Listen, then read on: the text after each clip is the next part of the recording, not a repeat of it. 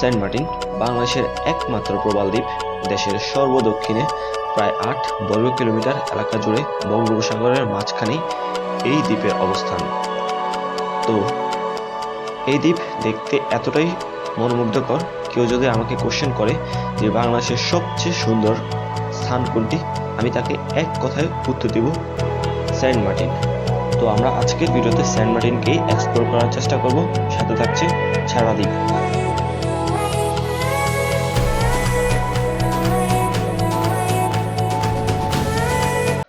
রাত এখন 2টা বাজছে। একজন দক্ষ চালকের পিছনে বসে মনে হচ্ছে কোনো এক প্রতিযোগিতা দেখতেছি।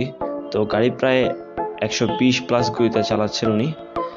মানে এটা হচ্ছে আমার জীবনের সবচেয়ে সেরা একটা বাস ভ্রমণের অভিজ্ঞতা। তো হ্যালো গাইস, আমরা আনুমানিক রাত 10টায় ঢাকা ফকিরাপুল থেকে কক্সবাজারের উদ্দেশ্যে রওনা হই। তো কক্সবাজার ভোর 4:47 এসে পৌঁছাই ডলফিন মোড়ে। তো ডলফিন মোড় এসে আমরা সকালের নাস্তাটা করে নিলাম এবং শিপের দিকে যাওয়ার জন্য একটা অটো ভাড়া নিলাম। হ্যালো গাইস, আজকে আমরা যেখানে যাব সেটা হচ্ছে বাংলাদেশের বিখ্যাত সেন্ট মার্টিন। তো আমরা ঢাকা থেকে রওনা দিয়েছি সেন্ট মার্টিনের উদ্দেশ্যে। আমরা ঢাকা থেকে সর্বপ্রথম কক্সবাজার ডলফিন মোড়ে আসলাম। মোটামুটি শিপের টিকিট কাটলাম জনপ্রতি। যাওয়ার টিকিট 1600 টাকা এবং আসার টিকিট 1600, এই টোটাল 3200 টাকা। আমরা সেন্ট মার্টিন গিয়ে সম্পূর্ণ উপভোগ করবো। তো আমাদের সাথে সম্পূর্ণ ভিডিওটা দেখতে থাকুন। সম্পূর্ণ ভিডিওতে কিভাবে যাবো, কত টাকা খরচ হতে পারে এবং এইটার একটা গাইডলাইন দেওয়ার চেষ্টা করবো এবং কি কি ফেসিলিটি আপনারা পেতে পারেন সেখানে সম্পূর্ণ ভিডিওতে। ভিডিওর সাথে থাকুন। তো লেটস আমরা কক্সবাজার ডলফিন মোড় থেকে নুনিয়াছড়া ঘাট, তো এখান থেকে কর্ণফুলির যে ক্রুজ অ্যান্ড ক্রু যে শিপটা আছে, তো এখান থেকে ছাড়ে। তো তার পাশেই আমরা অপরূপ সৌন্দর্য দেখতে দেখতেই ঘাট ছেড়ে সেন্ট মার্টিনের উদ্দেশ্যে রওনা হচ্ছি। আমাদের সিটে বসার পর জানালা থেকে এরকম একটা ভিউ দেখা যাচ্ছিল, আর আমাদের সিটগুলো এরকম মেরিগোল্ড। যেই সমুদ্রকে দেখতে এসেছি, তো সেই সমুদ্রকে মন ভরে দেখার জন্য সিটে বসে থাকতে একটু ভালো লাগছিল না।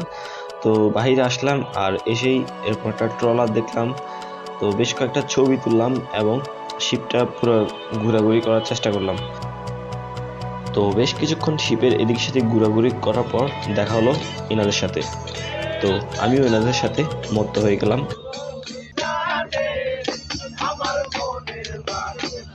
তো ওনাদের সাথে বেশ কিছুক্ষণ গান উপভোগ করার পর আমি শিপের পিছনের দিকে চলে আসলাম।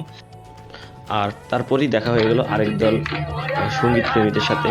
তো তাদের সাথেও আমি বেশ কিছুক্ষণ গান আড্ডায় মেতে উঠেছিলাম।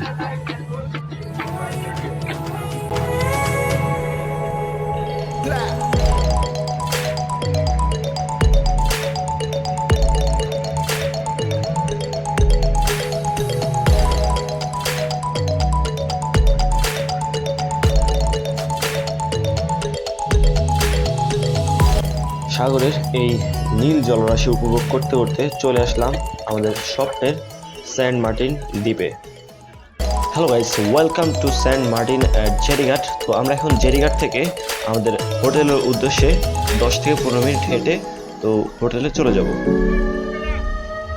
তো আজকের পর্বে আমরা জেরিঘাট থেকেই বিদায় নিচ্ছি। পরবর্তী পর্বতে সেন্ট মার্টিন এবং ছেড়া দ্বীপ কীভাবে আমরা খুবই সুন্দরভাবে উপভোগ করতে পারি, তো সেই বিষয়গুলো নিয়েই আসছে পরবর্তী পর্বটি।